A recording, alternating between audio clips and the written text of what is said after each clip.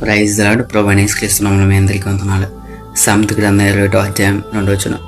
ఒకడు తను ఏర్పరచుకున్న మార్గం ఎట్టిదైనను సరే తన దృష్టికి అది న్యాయముగా గుపడునని అక్కడ వాక్యం తెలియపరుస్తుంది. అవును కదా, నువ్వు ఎంచుకునే మార్గం సరైనదిగా నీకెంతో ఆనందాన్ని సంతోషాన్ని కలిగజేస్తుంది అనుకోవచ్చు. కానీ తుదుకు అది నిన్ను నాశనానికి అనిపిస్తుంది. తప్పిపోయిన కుమారుడు అదే రీతిగా తండ్రి విడిచిపెట్టేసి తను ఎంచుకున్న మార్గం సరైనదిగా ఉండి చివరికి నష్టాన్ని ఎంతో సమస్యను కొని తెచ్చుకున్నాడు.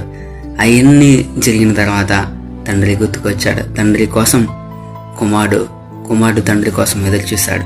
కాబట్టి నీ యొక్క విశ్వాస జీవితంలో నువ్వు వెళ్ళే మార్గమే సరైనదిగా అనుకోవచ్చు. కానీ ప్రభువు నీ జీవితంలో ఒక ఉన్నతమైన ప్రణాళిక, ఉన్నతమైన ఉద్దేశాన్ని కలిగి ఉన్నాడు.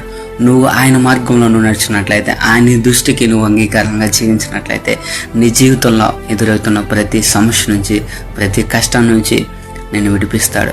ఈ లోకంలో శ్రమలు వచ్చిన కొంతకాలం ఉంటుంది. కాబట్టి నమ్మకముగా ఆయన మార్గంలో నువ్వు నడిచినట్లయితే, ఆనాడు యోసేపును ఏ విధంగా అయితే దేవుడు నడిపించాడు అద్భుతంగా, నేను కూడా ఆయన యొక్క విశ్వాస జీవితంలో నడిపించడానికి సిద్ధంగా ఉన్నాడు. కాబట్టి మనందరం కూడా ఆయన మార్గంలో నడిచేవారిగా, ఆయన చిత్తము మన జీవితంలో ఆయన ఉద్దేశాలు మనం తెలుసుకున్నట్లుగా జీవిద్దాం. Praise the lord.